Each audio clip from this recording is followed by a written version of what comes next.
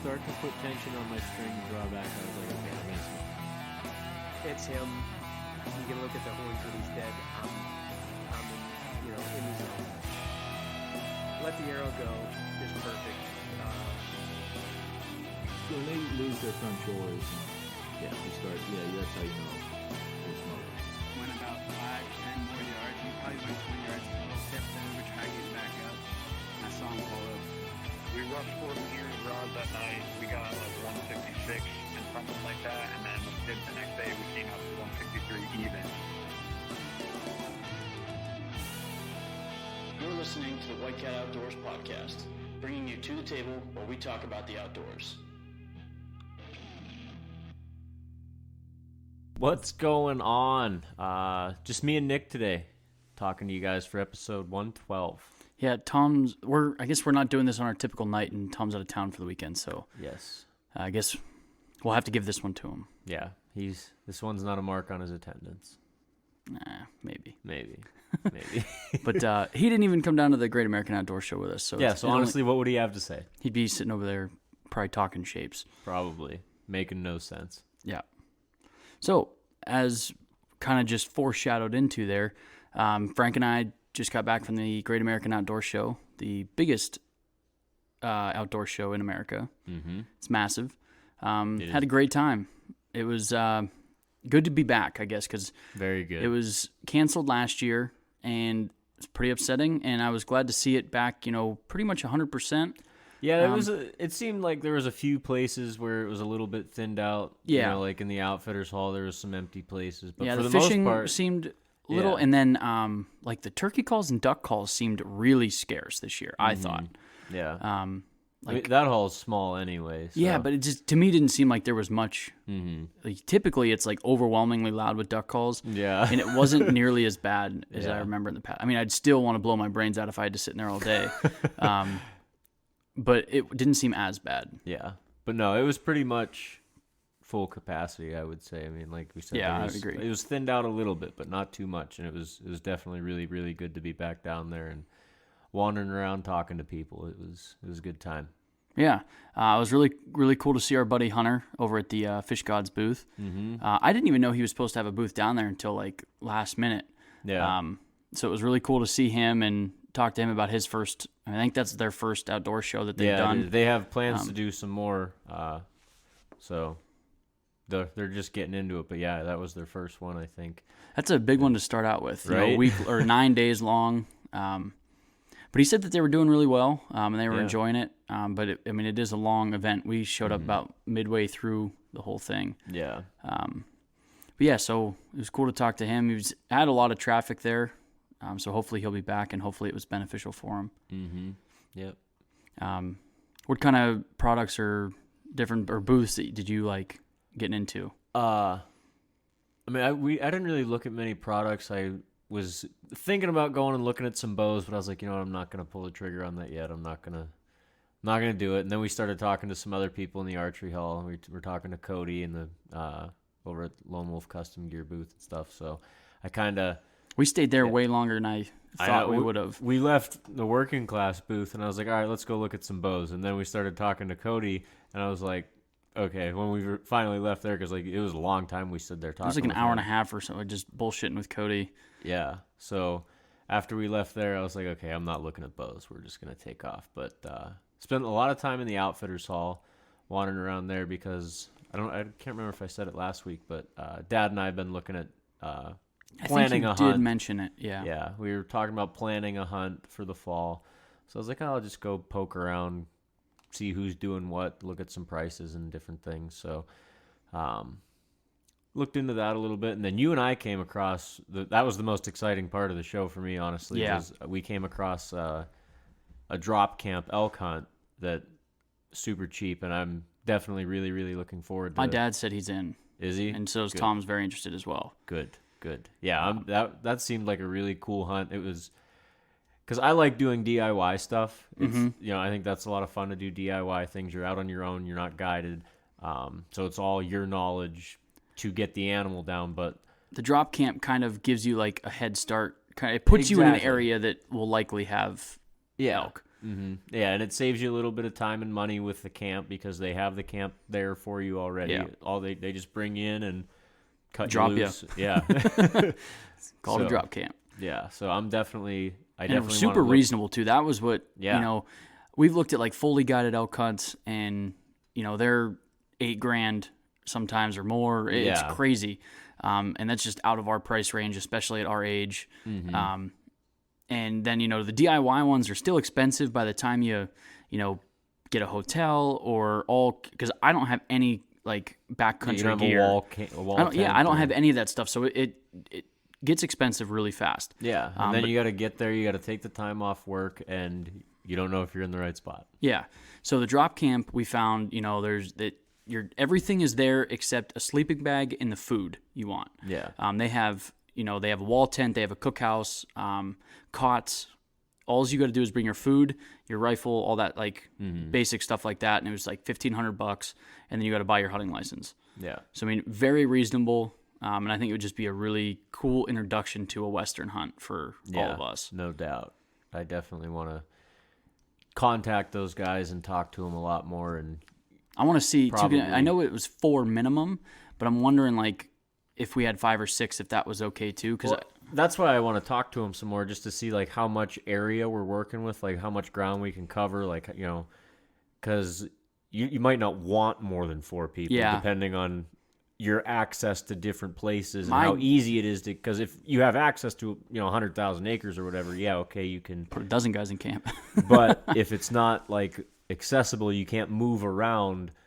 If you can't get in your truck and drive somewhere several miles away to get away from everyone. You don't want 8 guys hunting, within a mile of each other or whatever. You don't want to have to hike 4 miles every morning just to get away from everybody else in camp. So I want to. And up in the mountains, hiking 4 miles for some eastern guys like us could get wild. I mean, I know we test our elevation when we snake hunt, but it's probably a little bit worse out there. Yeah, probably. But yeah, that was really cool to talk to that guy. And it finally, I've been going down there for years looking for doing a Western hunt. It's funny because when we first walked into the outfitters hall, you're like, I'm going to torture myself and just look at elk hunts that I can't afford. Yep, that was exactly what I said too. And then that was one of the first booths we came to, honestly. I was because every year I go down there and I've been wanting to do an elk hunt for so long. And like I said, I was going in there to just torture myself with elk hunts I can't afford. And then we were walking, and there was a little 8.5 by 11 sheet of paper on the side of this guy's booth. Yeah, it just said drop camp elk hunt, $1,500. And I was I started smacking Frank. I'm like, do you see that sign right now? Do you see it? Yeah, and I turned around, I grabbed a pamphlet from the guy, and I started flipping through, and there was nothing in his pamphlet about it. So we went up and asked him, we're like, hey, what's the story about that? And he's like, yeah, we get extra tags every year, so we fill them with these drop camps. And I'm like, I'm sold. So we talked to him for a little while, and it sounds like, you're not going to be hunting the Gila, shooting 400-inch bulls, exactly. but for guys that have never elk hunted, you got you're a good killing chance at elk a respectable. Yeah. A respectable bull. Jeez, Frank's not even drinking. I know it. That's the problem. Yeah. So it looked really cool. I was really happy to see that. And then other than that, I really enjoyed talking to Cody a little bit more. Just the .75 is looking real good after getting to hold it. Yeah, we talked gear with him for a little bit and then just talked hunting for a while, but definitely you went down there wanting to see that .75. Yeah, I'm definitely get some information on that. It's looking like I'm gonna be selling a tree stand to buy another tree stand. Yeah, because that's my new rule. So if anyone listening wants a mobile setup, Nick's selling one. Basically, that's my new rule. I at one point had 3 or 4 lock-ons, and it just got out of hand. I was like, okay. So I sold everything down to 1, and my rule is now that I don't buy one until I don't have one. Yeah, so I only keep one at hand.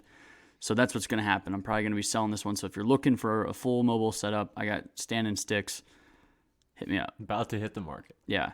Along with that, I know I talked to Ben, the lucky winner. Lucky man. He wanted us to check out some stuff down at the outdoor show for him because he's not really sure. He thinks he's got everything he needs except he wants a good compact set of sticks. And I told him, I said straight off the bat, I said, I don't think you can go wrong with Lone Wolf custom gear. No. I said, if you're looking for something compact that's just going to They lock don't it, get any more it doesn't. compact. No, they're each stick's 3/4 of an inch thick. Yeah. And the doubles are even thinner. Like it's ridiculous. So Ben, I can tell you, we took a look at the Lone Wolf custom gear booth. Everything still looks Pristine. yeah, everything. I would seriously recommend that, especially when it's not coming out directly out of your pocket. Tethered makes some really nice sticks, but I can't. I haven't used them, so I can't say. But like I said, for packability and even climbing ability too, like the Lone Wolf sticks, Frank and I have been using them for a long time. You can't go wrong with them, and then with how packable they are, I don't really see a better stick on the market. No. There are plenty of other good options, but like you said, they definitely have it figured out as far as packability, climbability. They have it all. If you're into spending, like if you're in that $100 per stick range, which there's several in that range now, I do think that they're the best out there. I think B sticks grip pretty hard, but their stacking is trash. So I mean, there's just my opinion. Yeah. So Ben, look at Lone Wolf custom gear if that's what you want. We'll get you set up, get them on our way. Other than that, I really didn't check out too many other booths. There was another machined tree stand company there, but I didn't really care for them much. They just looking at it, it didn't look. I feel like they missed the mark. Yeah. I do think it's good to have competition in a market. So for no that doubt. aspect, I was interested. But I think they missed their mark by it was like $459. So their price is right there with custom gear. It's a $40 cheaper stand. Yeah. So, but basically, when you're talking At $500, yeah, it's $40, they're basically the same price. You're not really saving any money And it's a 10-pound stand. as opposed to a 5-pound. Yeah, and you can get cast stands that are under 10 pounds now. So for a fraction of the price. So I feel like they missed their mark. But like you said, at least there's another player in the game. And who hopefully knows? they refine their craft and figure it out. Yeah, and I mean, get a more comparable product for a comparable price. Yeah, Lone Wolf has even greatly improved since their launch of their first version. No doubt. So I'm hopeful that down the road theirs will get better, but I do think it needs some work. Other than that, it was neat to see another one in that realm because other than that, there really isn't much. No. It was the only. They pretty much dominate the mobile hunting game. There are plenty of other options, but as far as normally there's like several players at the top. Yeah. But it's pretty much them, and then everybody else is a far second. Yeah, I would agree with that statement. There's really. If we're not even sponsored. We just we're like not paid. It's just when you put them all side by side, I don't really think there's any way you could argue. That, I mean, the only thing you can argue is the price. Yeah. But if you the price isn't dictated by how efficient it is. So no. If you take price out of the market and just look at what is the best, it's pretty easy. Yeah, in it's my an mind. obvious choice. So, other than that, I feel like that's really it for the Great American Outdoor Show. Yeah, we probably could have got around to more stuff, but we spent so much time at those 3 booths talking to our friends that we kind of we talked to other stuff. Rachel. She was over with the working class and just BS'd about hunting, and we hunt similar ground, so it just easy to catch up with them on their season and whatnot. Yeah, talk for an hour there. Yeah, so I guess we really didn't. I did everything that I wanted to, really wanted to do. Yeah. Like I said, I was considering looking at a bow and stuff, but I was like, it's not that important to me. I'm not 100% there yet. So, sitting at the working class booth, talking with Rachel holding you up and Andy. on? You said you're not 100% on a new bow yet. What's holding you up? Just I don't feel like spending the money on it. That's fair. I mean, I have a functioning bow. It's not. I'm not in love with the bow, so in the back of my mind, I just want a new one, but I don't need Treat it. yourself. I don't need. Yeah, treat yourself. I don't need to spend over $1,000 right now for a bow. It's just I don't. Yeah, need they're it. getting out of hand. Yeah. Like I said, I just bought a bow last year, and it's going to be a long time before I do it again. Yeah. Yeah. By the time you buy another one, they'll be $2,000. I'm hoping that this one just last me until I'm ready to shoot a crossbow, which will hopefully be a long time. About another 70 years. Yeah. I blow out my shoulder or something. Yeah. They're just getting out of hand anymore.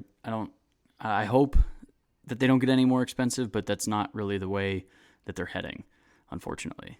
Yeah, definitely not. It's like anything. It's just always a steady upward climb, Yep. and I don't see it going down for No, any and, reason. and like we've said in the past, the hunting consumers, if you will, are not afraid of spending money. So, Well, and we were even talking about that with Cody, because he was saying, like, years ago before they were doing the stands, him and his dad were talking, like, should we do this? But he's like, well, the price on it is going to be too much. People aren't going to spend that kind of money on a stand. And his exact thing was, he's like, now I see people spending $1,300 on a bow.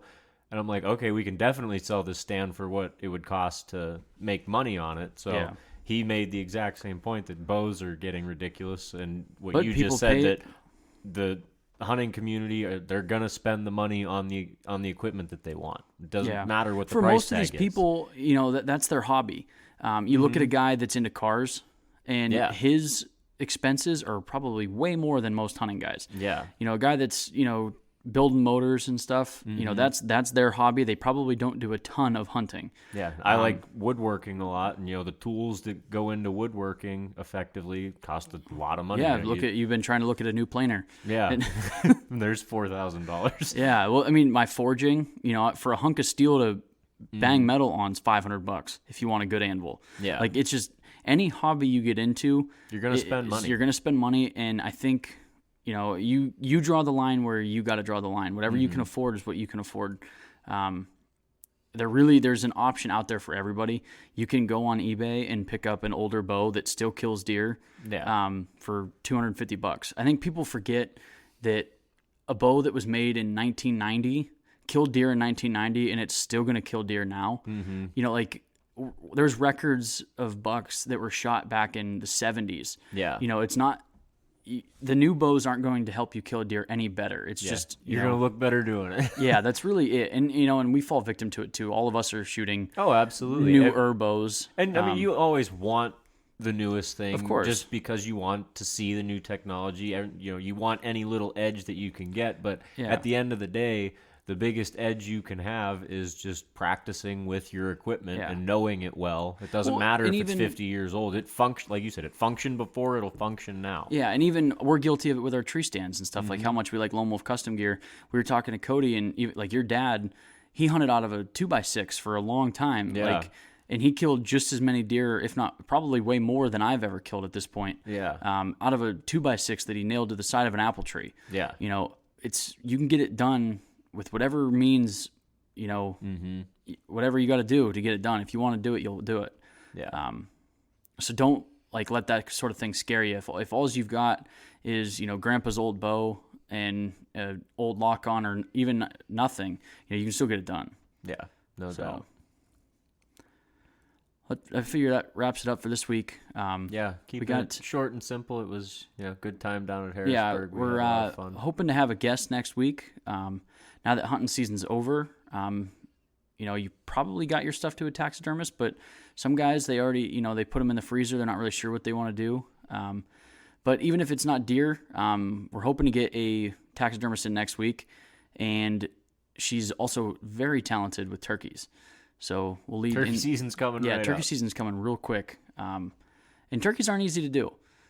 So hopefully this all works out, and we'll be talking turkey taxidermy real soon. Yeah, hopefully.